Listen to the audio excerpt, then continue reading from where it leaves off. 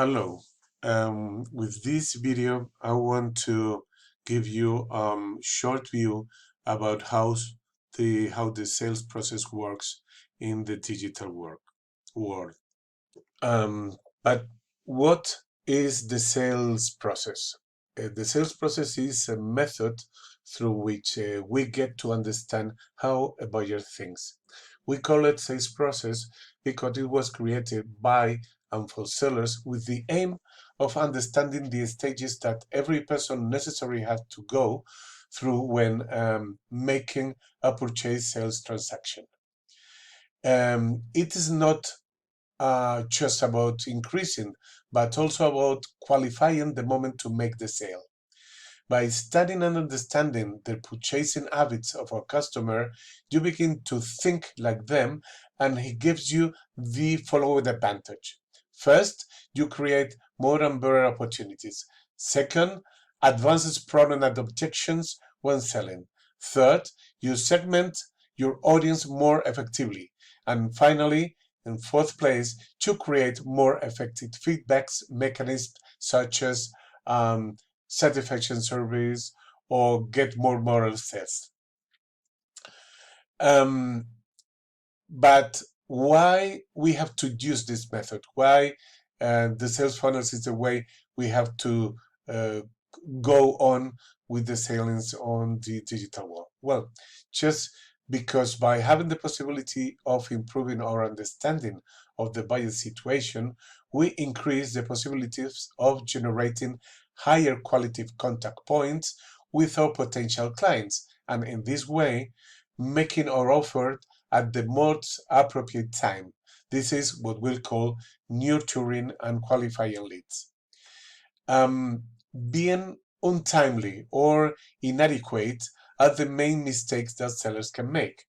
Nothing worse than receiving an offer at the time when our minds and our hearts are elsewhere, thinking about something else.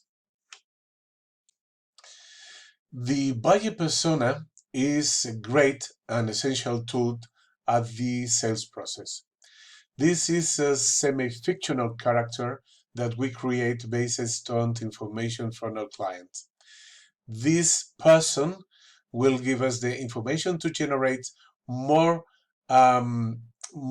sales opportunities.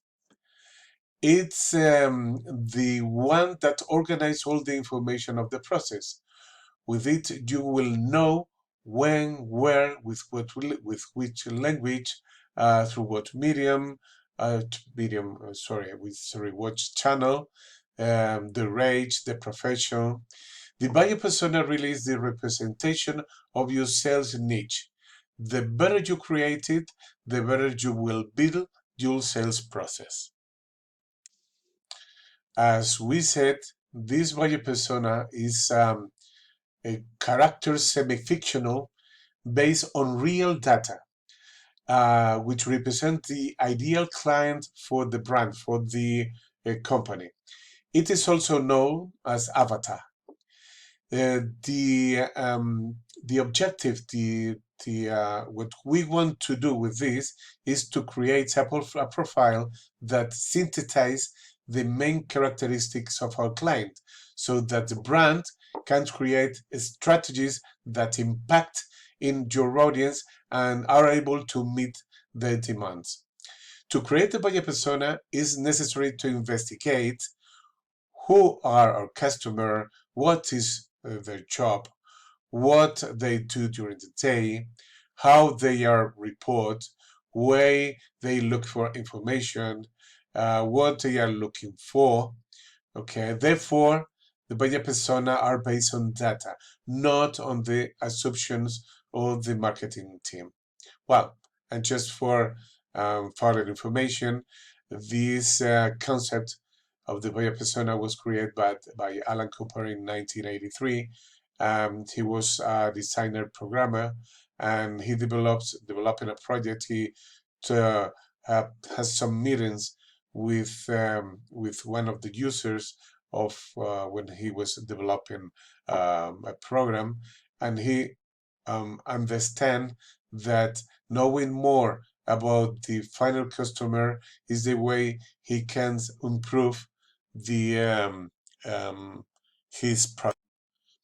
So he designed this method to better understand his final users, and over the years, the buyer persona extrapolate the universe of interaction design and arrived at marketing.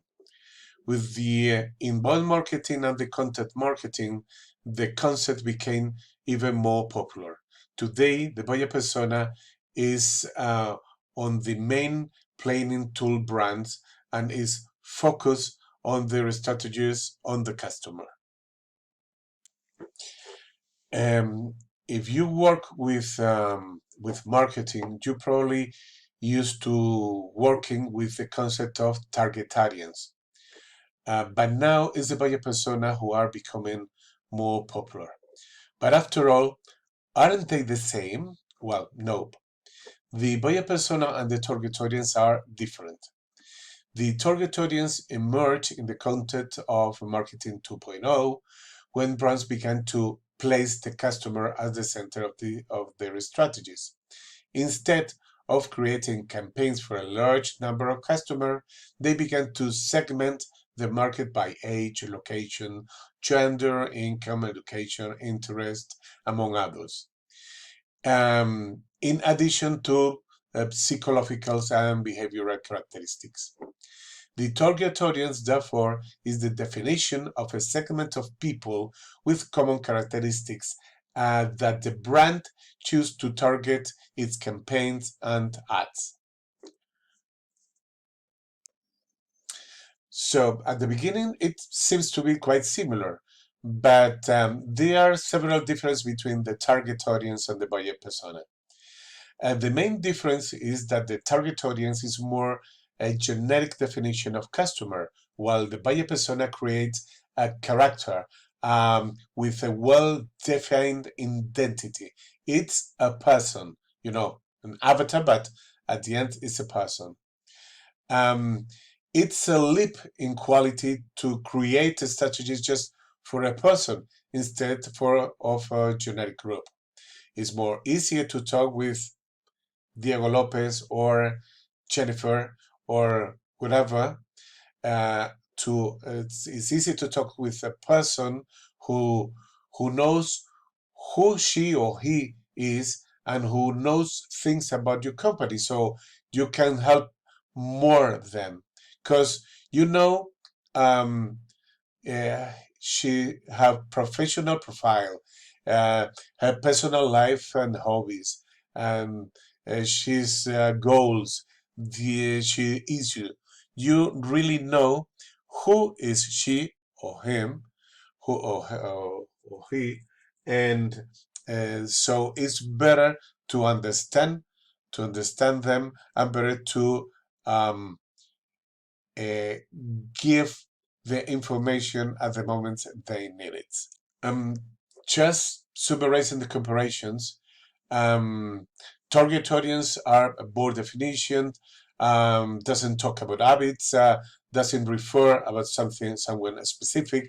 You're people who may want your product. And talking about the buyer persona is in a specific definitions. You have details about their habits, the work. It's a single character, and it's your ideal customer. And I say customer, so it's not that they want your product, it's the ideal customer of your product. But the buyer persona did not come to replace the target audience. You can use these two tools together in marketing. Because it depends on how you reach your um, your plan, your advertising campaigns, that it will be better to use one or the other. But I insist that the buyer persona is, in the top of the list about how to help us on developing um, sales process and sales way of pardon, a better way to salespeople. But why the buyer persona tools is in the top of the list to help you with your sales process. Okay, there are some details that I can tell you of how can we use this in marketing. First, you can know your audience better. The target audience can be the first step of defining a group of customer with whom your brand wants to communicate. Therefore, you can deepen the knowledge about them with the buyer persona. The buyer persona tries to um, deliver into the profile of the public to understand its complexity. On the second place, you will understand the value of your product to the public. The buyer persona seeks to describe the routine of a lead with a focus on their anxieties, their tops, their need, their desire, everything related to your value proposition. There is a space that the product occupies in the customer's life. So this is the value that was for him or for her. So therefore, the buyer persona helps to perceive new ways in which the brand, the company, can be useful to its target audience. On third place, we can define communication channels with the public. The buyer persona also discovers the channel that your target audience use the most to get information. The channels they use to talk with friends and the way they interact with the brands. So they will define the way we have to communicate, the channel we have to use when we have to communicate with our public. And finally, establish the content marketing guidelines. I say, how a buyer persona can do this? How can give them guideline of the content marketing? Okay, it's very easy. When you look at this buyer persona, you see, their main tops, what they are expecting, what questions they have about the product, about the way to solve things. So therefore, they give you, an agenda of content that you can use. The content will seek how to resolve their anxieties, how to solve the questions, so they can go through the shopping center, oh my God, through the shopping journey and help to the customers, helping to solve the tops, helping them to quit with their anxieties, goes from the top to the bottom of the sales funnel. So it's a very good way to make your content marketing agenda. Just looks at the tabs, at the needs and the anxieties of your buyer persona. And now we arrive to the funnels. Okay, another tools that arise from the sales process and that also was born on the classic marketing is the famous sales funnels. It is basically the graphic representation of the sales process in terms of leading the lead to advance through all these stages. It consists on three main parts, top, medium, and background.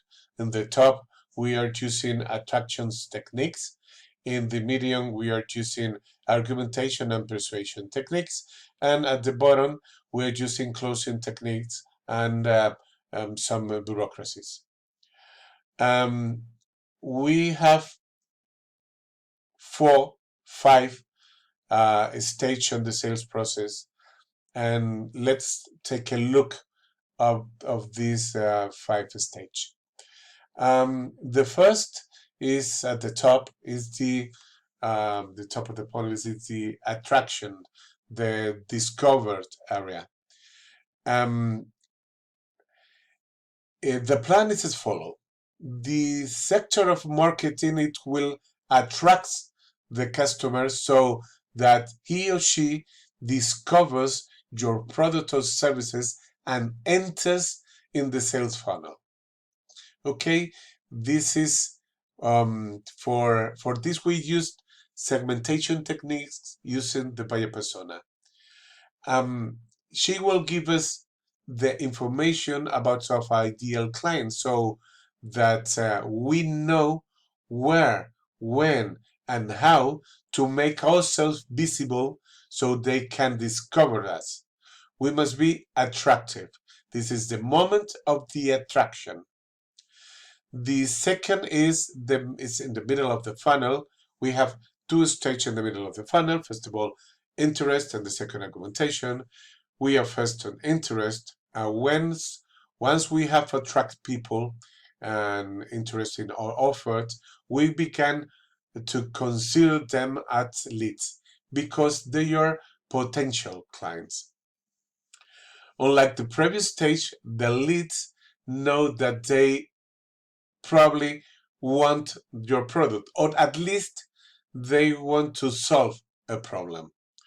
At this stage, the leads recognize that they have a problem or that they have something to do or a job to be done, but has not yet thought about buying.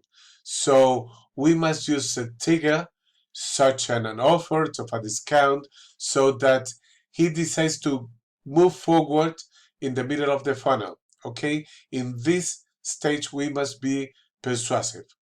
The third stage is we're still in the middle of the funnel, is the argumentation, the consideration. Now the customer already knows that he or she wants the product and is considering the purchase. Now we must make the decision easier for him or for her. The techniques here are related to the argument, so cost benefits, opportunities, special offer, payment method, delivery, etc.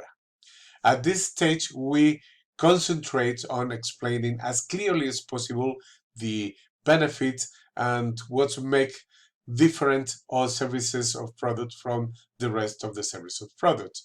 You know what is our really big value proposition.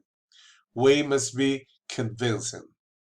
Then we go as the fourth stage, the bottom of the funnel, who is when we sell, well, where the customers buy us. The clients make the decision. He or she wants to buy. Therefore, we must have all the technical informations and facilitates all the process to be expeditive, sorry. We have to facilitate form of way of payments, delivery, contracts, documentation, everything.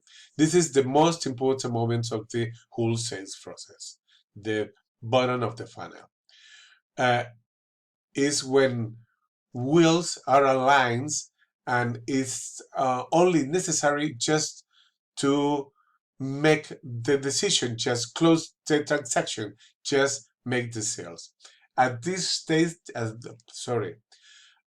this stage, we must be, sharp, precise, and I can say it, elegant. And in the fifth place, we have loyalty. We're still at the bottom of the funnel. Now we have a client and we want to keep us as a client during, as much time as we can.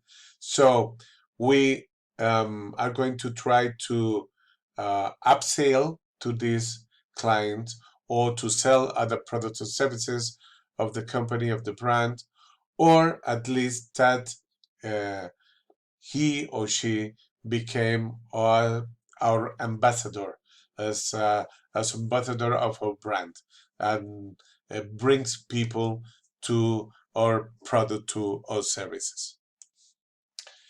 One way or another, marketing has always been about interruptions. Companies took people's attention away from the daily task to show how your product X or your service Y would be advantageous in your life. This is really annoying, but the times are different. The rise of the digital marketing makes radical changes in the customer behavior, so also change the rules of the game forever. That's why companies need to create new ways to conquer and keep their consumers. And the inbound marketing was the best of them. Millions of companies all over the world are using this digital strategy that brings excellent result. Um, but what is really the inbound marketing? What do we mean when we talk about the inbound marketing? The inbound marketing is based on the idea of creating and sharing content aimed at that specific target audience. And why do we this? Why do we share free content with our target audience? It's just to gain the permission to communicate with our potential client directly. So we create a relationship that can be lasting. So clear. The inbound marketing is about creating and sharing important content for our target audience just to gain the permission to communicate with them and start a relationship between both. In other words, instead of interrupting potential customer, the idea is to attract them through relevant content. That's why the content marketing is and special aligned with the inbound marketing. Thus, the people impacted by this content tend to feel trash to the point of allowing the company, allowing the brand to get closer and closer, little by little, and build a healthy relationship that can result in a sale.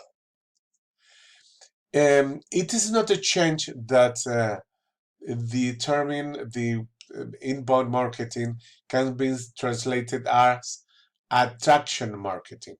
In short, the inbound marketing and a strategy in which potential customer, that also we call leads, they become to your company, become to your brand, attracted by your message.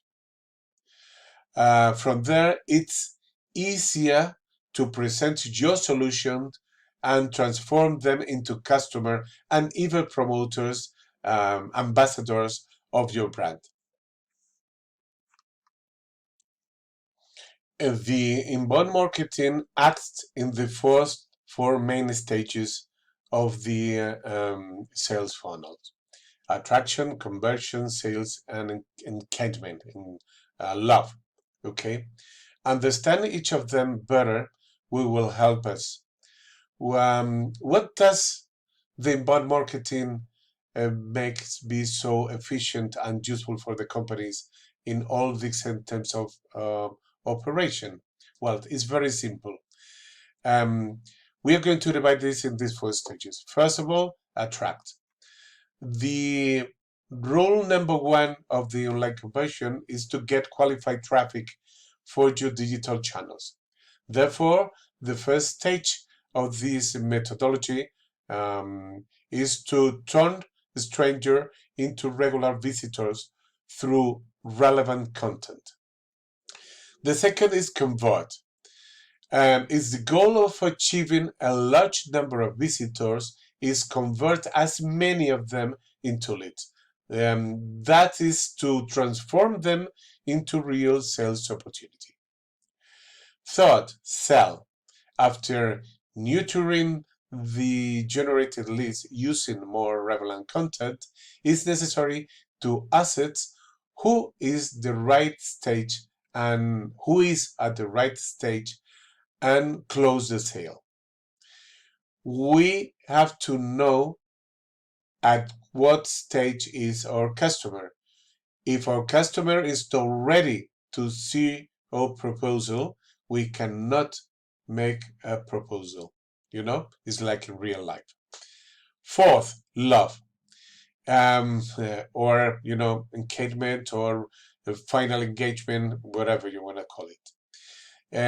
Is the relationship with the customer doesn't finish after the purchase. It's a contraire, comes as the French says. Now the journey starts again. We have a new journey. A new journey begins, which aims to a customer, became a promoter of the brand and attract more customers to our business, or to upsell the product, or to buy other products or services of the company. The process of the inbound marketing is perfect for getting the right content to the right people at the right time.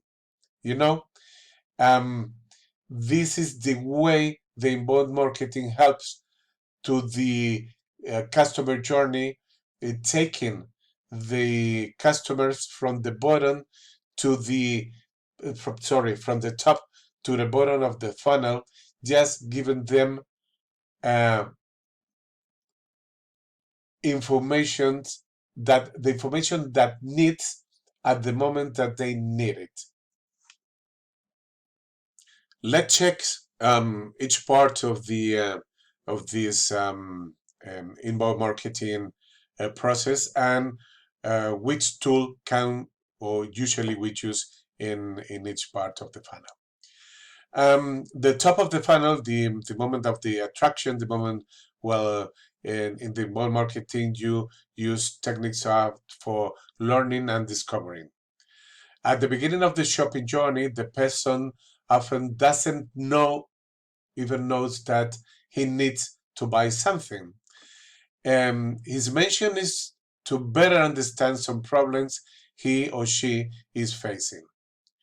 It is like a person who feels some symptoms, but they don't know how, they don't know really if he or she is sick, much less what is the disease that he or she probably have.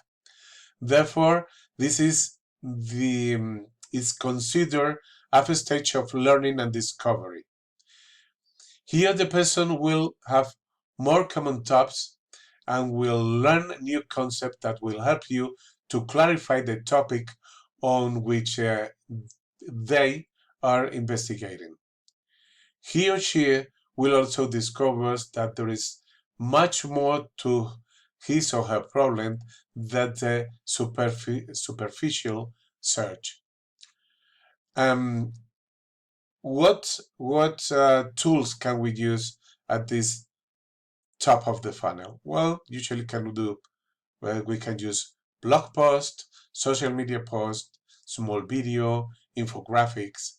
Yeah, we used content that is easy to consume and to share.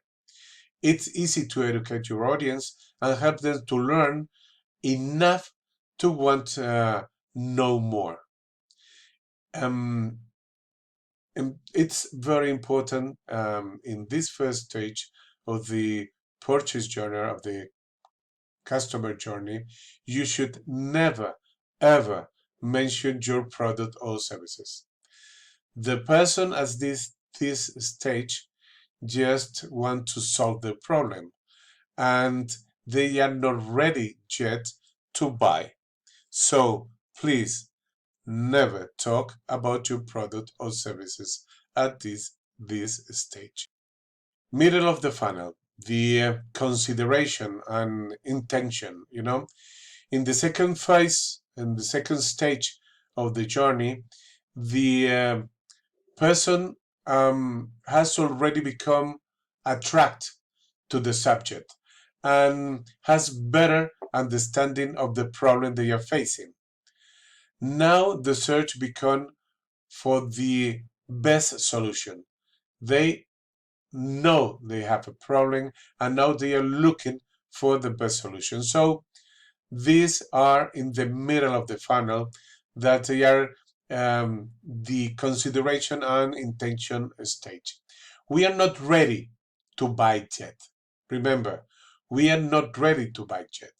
But after a good job, probably at this stage, you will finally buy your product, or the customer buy your product or your services. You just, in this part of the funnel, you have to move your client to the next steps. You might move your customer to the right directions.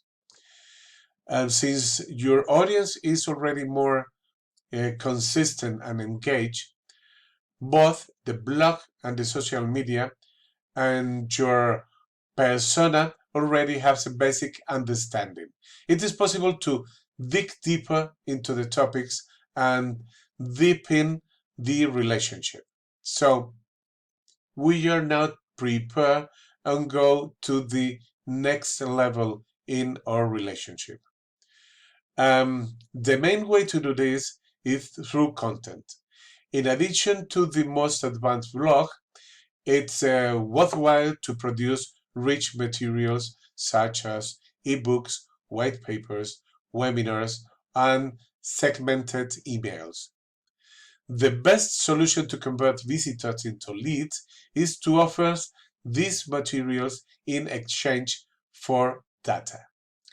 On the other hand, a tip: the more value you give to the person, the more value the person sees in your offer, the more information they will be willing to offer in return. This information will be important for the qualification of the leads and, of course, for the sales process. Remember, customizing is essential. For instance, what tools can we use? Okay, a landing page optimized for the conversion, high value content, webinars, really important information. And we have to, in this part of the funnel, nurture the the relationship within your future customer or your. And finally, we are at the bottom of the funnel. We have attract our customer, given some information, short, easy to share information about their tops, their problems, what they are looking for. Then we go on giving more information, making that this person, just know something about your product, something about the problem, and now they want to know more. Because when we give the information in the attraction at the top of the funnel, we just give enough information just to say to the people, you want to know more about this. We give information to say to the people, there is more about this problem, there is more options. So the people wants to know more. This is what we have in the middle of the funnel. We are going to give you, very rich information to our customer, so they be more engaged with our brand, and they consider to buy your product or services. Now, at the bottom, we have generate a lot of deals, nurturing them with quality materials, and finally, they understand what is the best solution. But the work is not done yet, okay? And this is very important. Now, your customer, your future customer, understand that they want this solution. And now what they are going to do is not just buy to you. No. What they are going to do is to find which is the best company to meet the solutions, the problems. Don't be fools. Um, Although the relationship with the leads, um, this is the moment when the competitions is beaten. Okay, and you still have to do a lot of job. You have to do a good job in this final sales process. Otherwise, another business can benefit from the lead, and you have educate your customer to close the deal with other company, with other business. So ensure that this is not going to happen. It is important to make use of the content, but this time your alliate is the sales executive, the persons that can sell the deal. In this moment, your content can be just, at the top. If for instance, study of cases, market research, pages of you say dedicated to your products, product demonstration, testimonials from active clients. It's the moments to take um, all your efforts just to close the deal. This is the right time to show that the deals that they will be in good hands by becoming your customer. And the better way to do this is by using persuasive arguments and solid data. That's the reason that we use our richest contents as a study case, market research, product demonstration at this moment. So we are just finally at the bottom of the funnel and we finally sales it. Now you have a document that will help you to understand what the different way of different kind of funnels that you can find in the sales process, just to develop your own funnel.